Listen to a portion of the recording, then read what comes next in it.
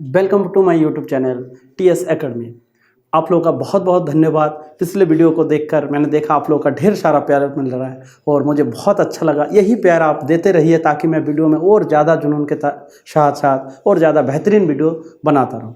जैसे मेरा आपको पता है कि मैथ का जो चल रहा है हमारा चैप्टर फर्स्ट रियल नंबर मतलब वास्तविक संख्या, और मैंने बोला था सीक्वेंस से मैं भेजता रहूँगा। तो मैंने पहले इंट्रो का वीडियो बना दिया था चैप्टर फर्स्ट का। उसके बाद मैंने बोला था कि हाँ चैप्टर जब एक्सरसाइज 1.2 में आएंगे उसका थोड़ा इंट्रो बता देंगे, इसके बाद हम एक्सरसाइज करेंगे। तो मैं क्वेश्चन 1.1 का तो मैंने इंपॉर्टेंट सारा क्वेश्चन बता दिया और मैंने बोला था उसमें जो नंबर 1 है वो मोस्ट इंपॉर्टेंट क्वेश्चन है फॉर योर एग्जाम।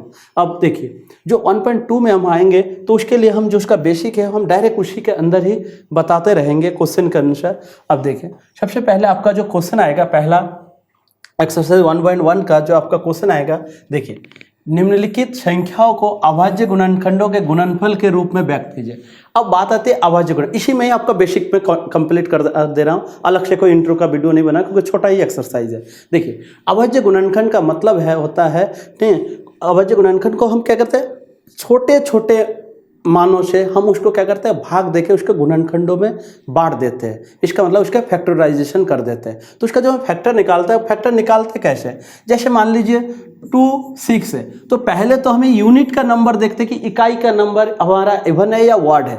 यदि सम संख्या हो तो 2 से 100% भागा जाएगा, यदि विषम संख्या हो तो या तो 3 से जाएगा या तो 5 से जाएगा या तो 7 से जाएगा। तो हम इसका अभाज्य गुणनखंड करते हैं तो ये क्वेश्चन में ही आपका बेसिक क्लियर हो जाएगा। देखिए 140 का हम अभाज्य गुणन करेंगे तो यहाँ पे आप दिखा देंगे, पेपर में भी एग्जाम जब आएगा तो आप दिखा देंगे कि कैसे इसको गुणनखंड फैक्टर निकालते हैं। तो देखिए ये 0 हमारा एक इवन नंबर है, मतलब सम संख्या है, तो 100% मैंने बोला था 2 से जाएगा ही जाएगा।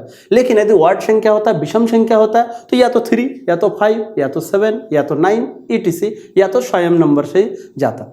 लेकिन अब यहाँ पे 0 आ गया, इसका मतलब ये 2 से चला जाएगा। तो 2 से जब जाएगा तो 2 7 14, इसमें 14 में कितने टाइम जाएगा, 2 7 जा 14 0। 2 से फिर 2 कितने टाइम जाएगा 35। देखो 2 3 6, यहाँ पे हासिल कितना रहेगा 1, तो 1 और 0 10 हो गया, 2 पंजे 10। इस तरह से आप तोड़ के कर सकते हो। अब देखो ये हमारा क्या है, विषम संख्या 5, तो या तो जब 5 आता है तो 100% 5 से जाएगा।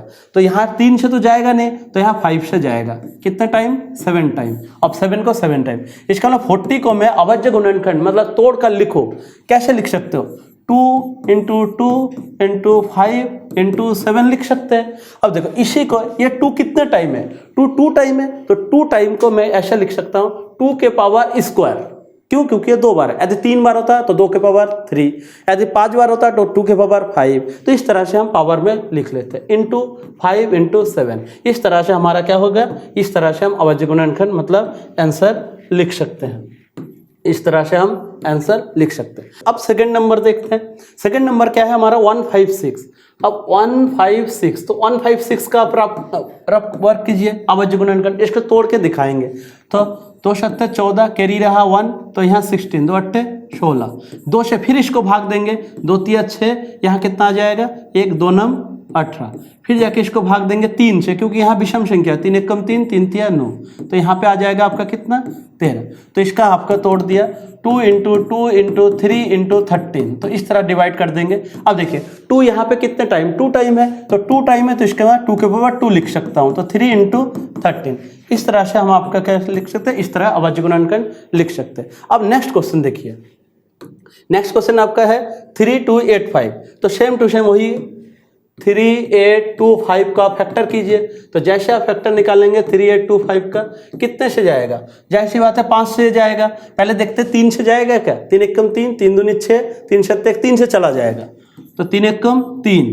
फिर 8 में 2 3 का भागा, 3 2 6, यहाँ हासिल आपका 2 रहा, तो 2 और 2 22 हुआ, तो 22 3 7 21, कैरी रहा आपका 1, तो 3 5 15। ठीक, फिर 3 से चला जाएगा, 3 6 12, फिर 3 का 7 में 2, 3 2 6, हासिल 1, 3 5 15। ठीक, अब देखिए अब 3 से दोगे तो 3 का भागा आपका जाएगा नहीं, क्यों, 3 1 3 और 3 1 3 आ जाएगा। अब कैरी रहा 1, तो 3 6 12, फिर 5 में 3 का भागा जाता नहीं है, तो इसलिए आप क्या करेंगे 3 से नहीं देंगे, इसको डायरेक्ट किससे देंगे 5 से। तो 5 8 40, हासिल रहा 2, अब से 25, फिर 5 से 2, 5 एकम 5, 5 सत्ते 35, फिर 17 से डायरेक्ट जाएगा क्योंकि और इसमें, तो यहाँ क्या है 3 इंटू 3 इंटू 5 इंटू 5 इंटू 17। अब देखिए 3 को मैंने यहाँ 2 टाइम लिखा और 5 को यहाँ मैंने 2 टाइम लिखा, तो इसको हम पावर में लिख देते हैं। 3 के पावर 2 इंटू 5 के पावर 2 इंटू क्या हो जाएगा 17। इस तरह से हम इसको क्या लिख सकते हैं, आंसर है। बहुत आसान है, बस आप एक बार घर में ट्राई जरूर कीजिएगा, एक बार या पॉज करके देख के एक एक क्वेश्चन करके आप कीजिएगा। नेक्स्ट क्वेश्चन 5005, तो इसको देखिए 5005, इसको कर लीजिए तो 5005, फिर कितना टाइम जाएगा 1001। अब देखना है कि 1001 में कितने से जाएगा, तो यहाँ पे आप 7 से दे दीजिए, तो 7, तो यहाँ पे 7 से जाएगा, 7 एकम 7, 3 रह गया, कैरी रह गया 3, 0, 7 चौको 28, 28 2 हो गया, 7 तिया 21, फिर किससे जाएगा, फिर 11 से जाएगा, 11 एकम 11, फिर कैरी कितना रहा 3, 11 तिया 33, फिर डायरेक्ट किससे जाएगा 13। इसका मतलब इसका जब फैक्टर निकाले हम तो 5 इंटू 7 इंटू 11 इंटू 13, इस तरह से हमारा क्या निकल गया फैक्टर। देखिए बच्चों, इसमें कोई एक नंबर बार बार नहीं आया, इसलिए हम इसमें पावर नहीं लिखे, इसमें डायरेक्ट ही हमने लिख दिया। बस आपको खाली ध्यान देना है, थोड़ा यहाँ से फैक्टर निकलते हुए ध्यान देना, और इसमें कुछ है ही नहीं क्वेश्चन में है। अब देखिए नेक्स्ट क्वेश्चन आपका क्या है 7429। मैंने यहाँ पे सारा क्वेश्चन करा दिया, तो मैं चाहता हूँ कि ये वाला आप घर में बैठ के अकेले सॉल्व कीजिए, और बहुत इजी है। तो ये मैं आपके लिए एक होमवर्क किया, आपके लिए एक वर्क दे दिया, आप इसको कर सकते हैं। नेक्स्ट जो क्वेश्चन है देखिए, पूर्णांकों के निम्नलिखित युग्म के एचसीएफ और एलसीएम ज्ञात कीजिए। इसका मतलब हमने अभी फैक्टर मेथड सीखा, तो फैक्टराइजेशन जो सीखा है हमने अभाज्य गुणनखंड, तो उस विधि से हम एचसीएफ भी निकाल सकते हैं और एलसीएम भी। बट जो हमने एक्सरसाइज 1.1 में किया था यूक्लिड विभाजन एल्गोरिथम, उसके द्वारा हम क्या निकालते हैं, एचसीएफ निकालते हैं। तो अभी जो हमने फैक्टराइजेशन मेथड मतलब अभाज्य गुणनखंड मेथड सीखा है, उसके द्वारा एचसीएफ भी निकालेंगे और एलसीएम भी निकालेंगे। और इसकी जांच कीजिए कि दो संख्याओं का गुणनफल बराबर एचसीएफ गुना एलसीएम। इसका मतलब ये एक फार्मूला है, दो संख्याओं का गुणनफल बराबर एचसीएफ गुना एलसीएम। इसका मतलब ये तुम्हारे पास दो संख्या, इन दोनों को गुना करने पर जितना आएगा, इन दोनों का एचसीएफ और एलसीएम निकालने के बाद भी गुना करने पर उतना ही आएगा। अब देखते हैं, इसको ट्राई करते हैं पहले। अब वही एचसीएफ निकालेंगे 26, यहाँ मैं सारे क्वेश्चन का एचसीएफ निकाल के देता हूँ, मतलब अभाज्य गुणनखंड 2 से जाएगा कितने टाइम 13, और यहाँ तो 2 इंटू 13, और यहाँ 91, तो 91 का कीजिए तो 91 का आ जाएगा आपका 7, और यहाँ पे 7 1 जा 7 और 7 3 जा 21, तो यहाँ 17। ठीक, तो यहाँ पे आपका कितना आ गया 7 इंटू यहाँ पे कितना जाएगा, यहाँ पे आपका कितना आ जाएगा, यहाँ पे 7 1 जा 7 और यहाँ पे 21 आ जाएगा, तो 7 3 जा 21, तो यहाँ आ जाएगा 13, तो 7 इंटू 13। अब देखिए ध्यान देना, एचसीएफ ये आपने 6 7 8 में भी सीखा था, बट मैं यहाँ पूरा एकदम डीपली सिखा दे रहा हूँ।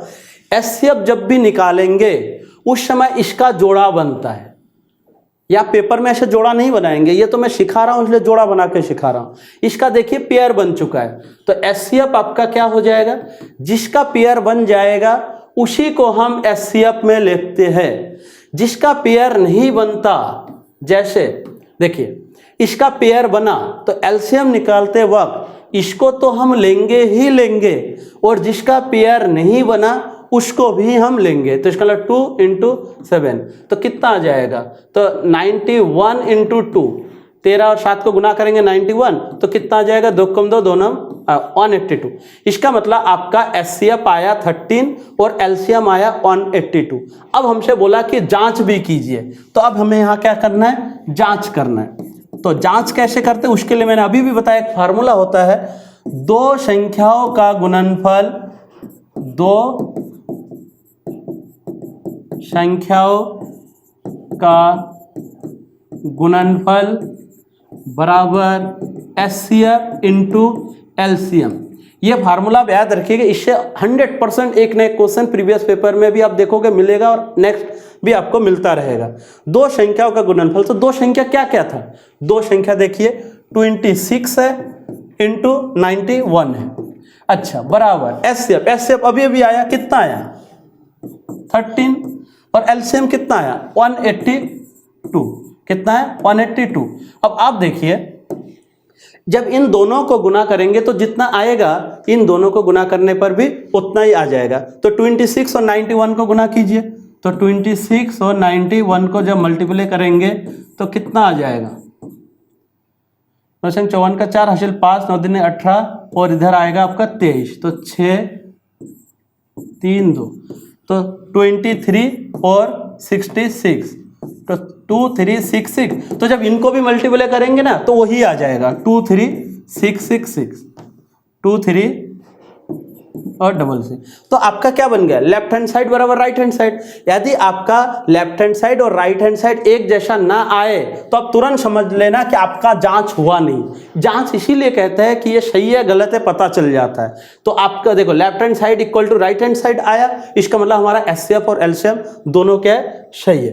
नेक्स्ट क्वेश्चन देख के 510 कितना है 510 इक्वल टू, अब 510 का निकालिए, देखिए कितना 2 दूनी 4, 2 पंजे 10, 2 पंजे 10, फिर 3 अट्टे 24, 1 15, 3 पच्चे 15। गुणनखंड तो आपको आता ही होगा, ठीक। और मैंने अभी भी बता दिया, जैसे 3 का भागा 25 में पढ़ो, 3 अट्टे 24, या हासिल 1 रहा, 1 और 5 15 हुआ, तो 3 पच्चे 15। फिर यहाँ पे 3 दूनी 6, अब देखो 3 दूनी 6, तो हासिल कितना रहा 2, तो यहाँ जब 6 चला गया तो 2 रहा, तो 2 पर, तो इसका मतलब भागा जा नहीं रहा है इसमें। तो हम एक काम करेंगे, इसमें फिर 3 का भागा नहीं देके इसमें किसका भागा देंगे 5 का, तो 5 छक्कम 5, 5 सत्ते 35, कितना आया 17। इसका मतलब 2 × 3 × 5 × 17, अब कितना 92, तो 92 को भी कीजिए, अब 92 कितना, तो चक्को 8, 2 संग 12, फिर 2 23, फिर कितने से जाएगा, डायरेक्ट 23 से जाएगा क्योंकि और कोई डिवाइडेड होता नहीं उसमें। तो कितना 2 × 2 × 23।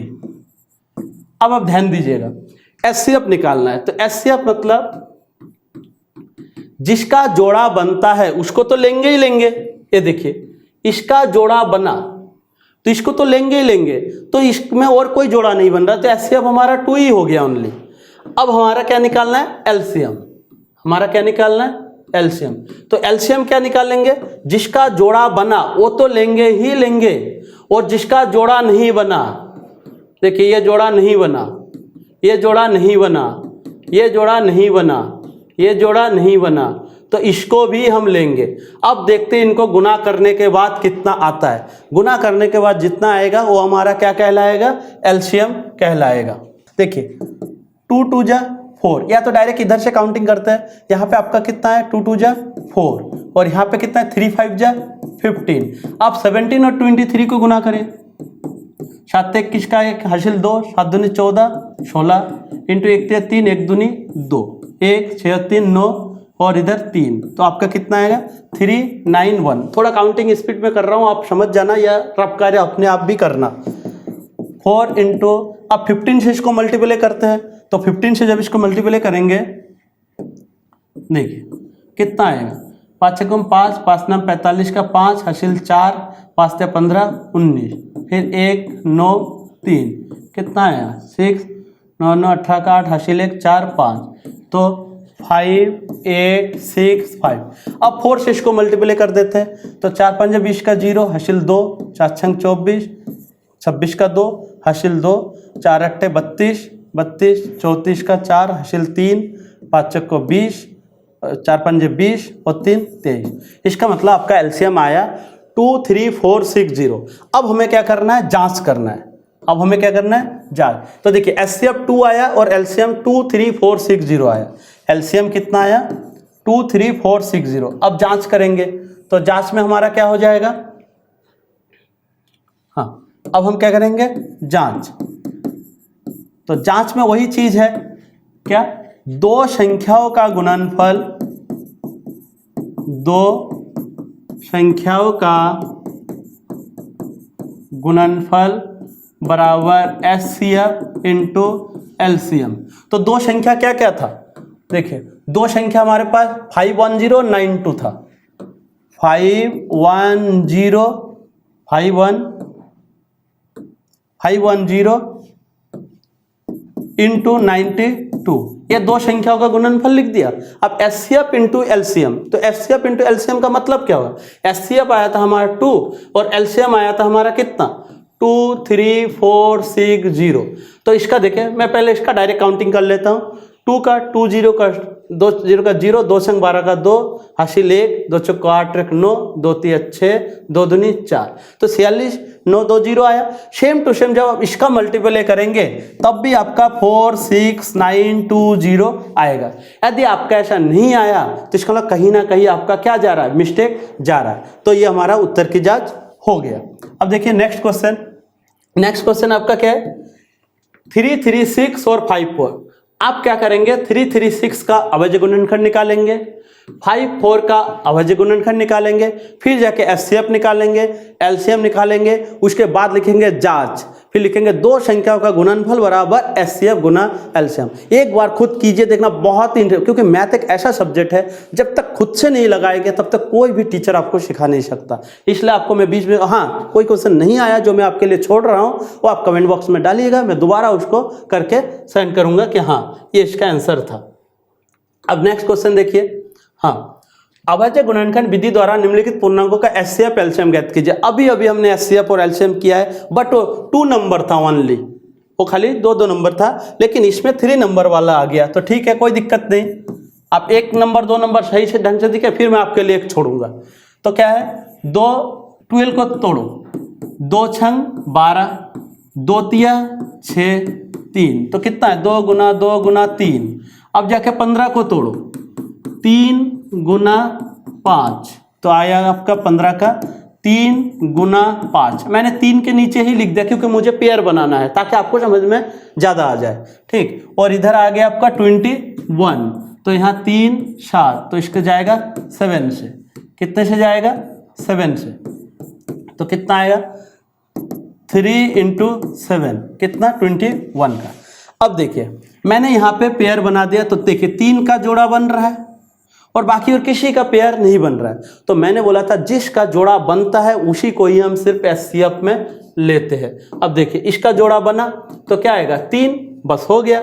और एलसीएम निकाल लें आप, तो एलसीएम में मैंने बोला जिसका जोड़ा बनता है वो तो लोगे ही लोगे, लिया उसको मैंने क्या किया, ले लिया। लेकिन जिसका जोड़ा नहीं बना उसको भी आप क्या करेंगे, लेंगे। तो आप देखिए 3 दूनी 6, 6 दूनी 12, 12 पंजे 60, तो 60 × 7, तो क्या आया 420, 7 संग 42, इसका मतलब आपका एलसीएम कितना आया 420। तो आपका एचसीएफ आया 3 और तो इसमें देखिए कोई जांच नहीं बोला, जांच खाली पिछले क्वेश्चन में बोला था। तो आपको एचसीएफ भी मैंने निकाल दिया, एलसीएम भी मैंने निकाल दिया। नेक्स्ट क्वेश्चन देखते हैं। देखिए 17 में ना किसी का भागा नहीं जाता, सिर्फ और सिर्फ खुद का ही भागा जाता है, इसलिए हम इसको क्या लिखते हैं 17 × 1। उसी तरह 23, क्योंकि ये सारे के सारे प्राइम नंबर है, इसमें किसी और का भागा नहीं जाता है, तो 23 का मतलब क्या हो जाएगा 23 × 1। उसी प्रकार 29, तो 29 × 1। देखिए वही काम फिर आ गया, पेयर बन गया। तो जिसका पेयर बन गया तो वो हमारा क्या कहलाएगा, एचसीएफ कहलाएगा। तो एचसीएफ कितना है 1, और एलसीएम निकालते हैं तो एलसीएम कितना आ जाएगा 17 × 23 × 29, और बाकी × 1 करेंगे तो 1 से मल्टीप्लाई करेंगे वही आएगा।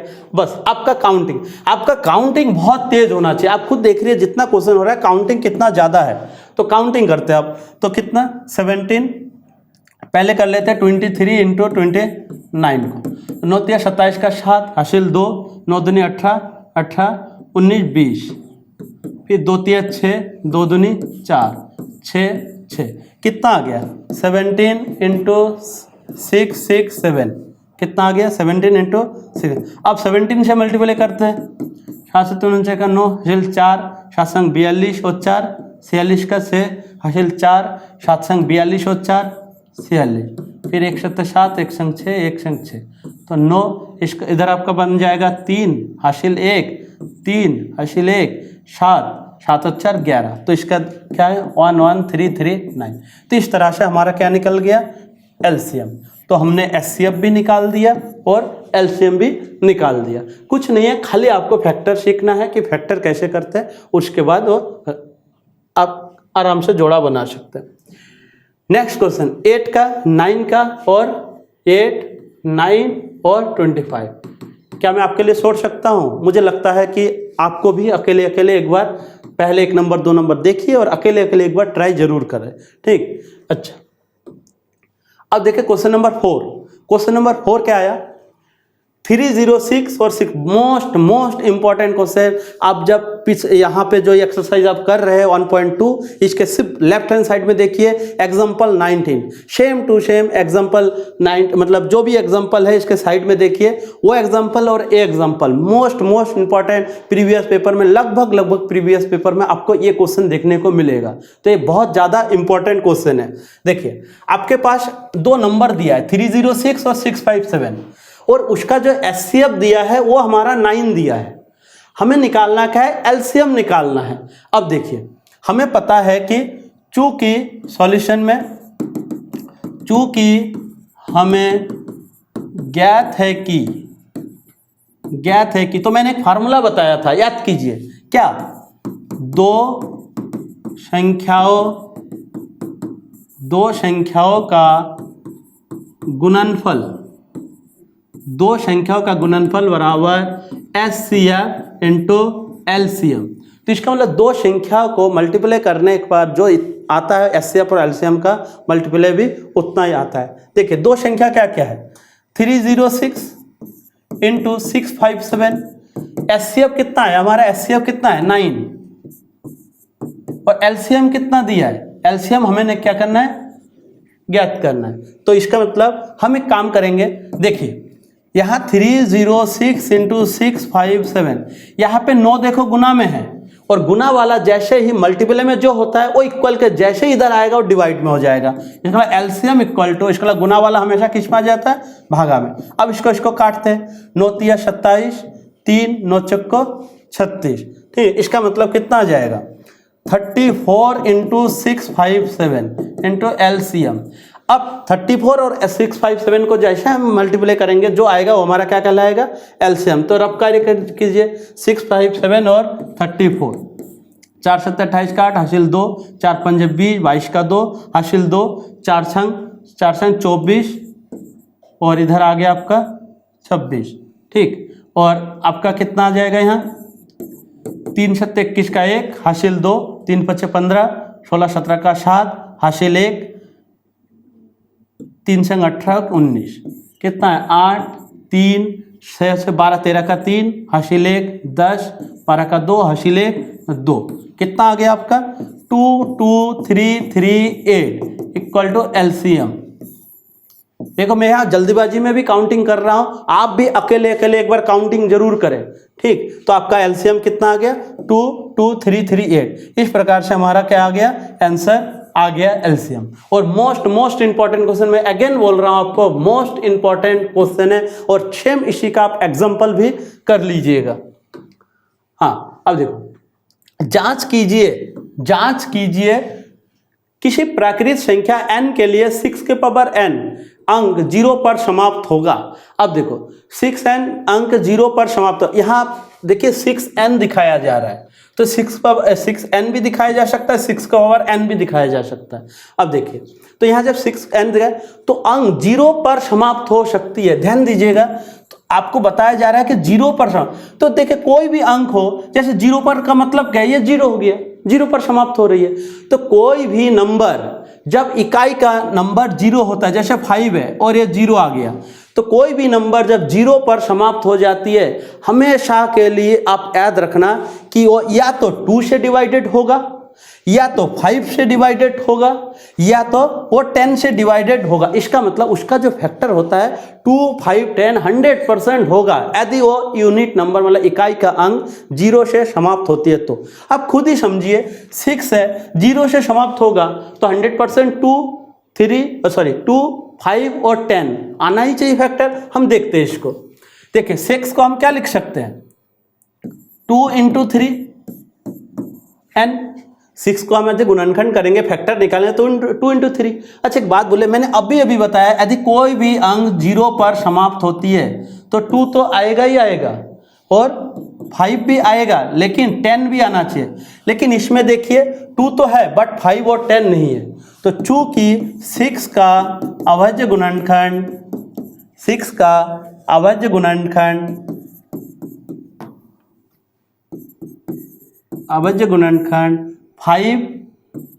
और 10 नहीं है, अतः बस इसको लिख दीजिए, अतः किसी प्राकृत संख्या n के लिए 6 और n 0 पर समाप्त नहीं हो सकती। अतः किसी प्राकृत संख्या के लिए प्राकृत संख्या n के लिए 6n अंक 0 पर समाप्त नहीं हो सकती,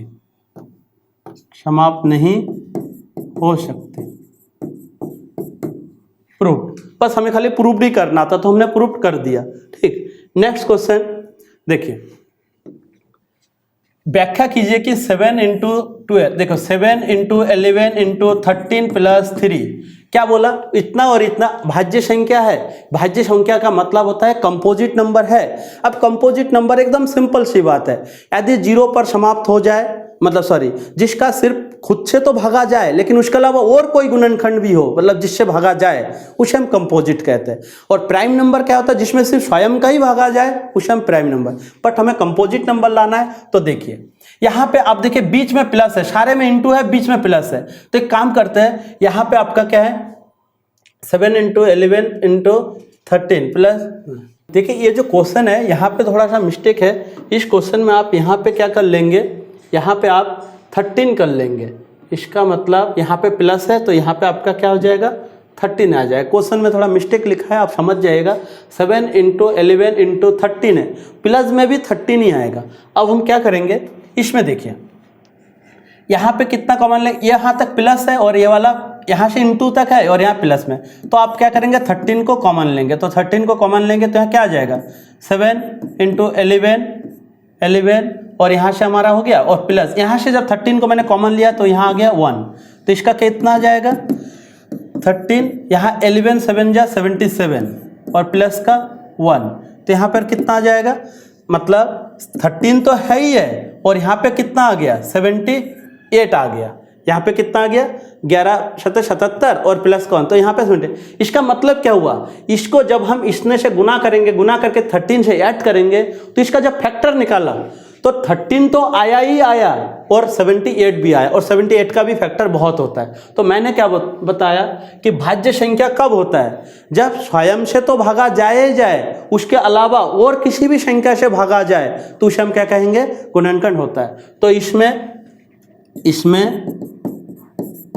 13 के साथ 78 भी गुणनखंड है, 8 भी गुणनखंड है, अतः यह भाज्य है, सेम टू सेम आप इसको खुद करेंगे। कैसे करेंगे, ये देखिए सारे गुना में है, ठीक, और यहाँ 5 है, तो इसके अंदर भी देखिए आपका 5 दिखाई दे रहा है और यहाँ पे भी आपको प्लस में 5, तो आप 5 कॉमन लेंगे, तो 5 कॉमन लेने के बाद जितना आएगा उसको यहाँ पे आप काउंटिंग कर देंगे, तो यहाँ पे आपका 5 इंटू 1009 आ जाएगा। तो इसको आप एक बार हल करके देखिए, फिर आप यही वाला उदाहरण देखिएगा, इसमें 5 का अतिरिक्त और भी गुणनखंड है, अतः यहाँ क्या है कंपोजिट नंबर है, मतलब भाज्य संख्या है। अब नेक्स्ट क्वेश्चन देखिए, किसी खेल के मैदान के चारों ओर एक वृत्ताकार पथ है, और इसका मतलब कोई एक वृत्ताकार पथ है, सोनिया एक चक्कर लगाने में सोनिया को 18 मिनट लगते हैं, जबकि इसी मैदान का एक चक्कर लगाने में रवि को 12 मिनट लगते हैं। ठीक, मान लीजिए वे दोनों एक ही स्थान और एक ही समय पर चलना प्रारंभ करके दिशा में चलते हैं, कितने समय में पुनः प्रारंभिक, जैसे ही प्रारंभिक बोला गया, इसका यदि अंतिम बोला जाता अलग बात, प्रारंभिक बोला गया इसका मतलब लघुत्तम समावर्तक निकालना, मतलब LCM। तो सिंपल सी बात है, सॉल्यूशन निकालते हैं, LCM निकालते हैं। अभी कितना 18 को कितने में तोड़ोगे, तो 18, तो यहाँ आ जाएगा आपका 2 9 18, 3 3 9, और इधर 3 1 3, तो इसका मतलब 2 गुना 3 गुना 3, इधर 12, तो 2 छंग 12, तो इसका मतलब कितना आ जाएगा 2 गुना 3।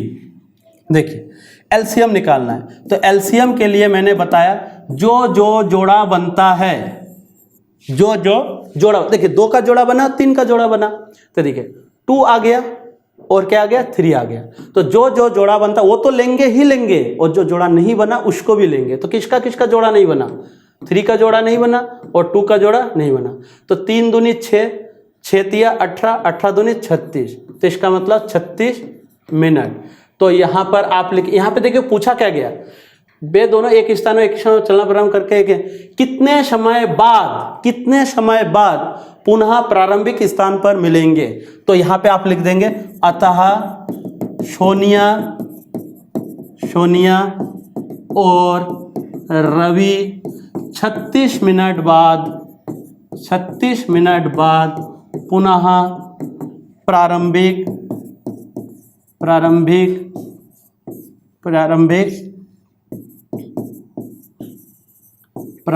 स्थान पर मिलेंगे। अब देखिए आपका एक्सरसाइज इस तरह से खत्म होता है। और देखिए हर एक छोटी छोटी चीज़ को समझाने के लिए मैंने प्रयास किया है, और इसके कारण यदि वीडियो थोड़ा सा लॉन्ग भी बने तो कोई दिक्कत नहीं, क्योंकि जहां आपका जितना मिनट का वीडियो बनना है वहां यदि 5 मिनट और देखें, यदि आपका कॉन्सेप्ट क्लियर हो जाए तो 5-10 मिनट और ज़्यादा लगाना सही है। इसलिए आप कोई भी दिक्कत हो आप कमेंट बॉक्स में डाल सकते हो, मैं और यदि एक्सप्लेन और भी करना है तो मैं और भी कोशिश करूँगा। आप खाली एक बार बता दीजिएगा, मैं बेहतरीन से बेहतरीन वीडियो और कॉन्सेप्ट क्लियर करने के लिए पूरा से पूरा प्रयास करूँगा। Thank you so much.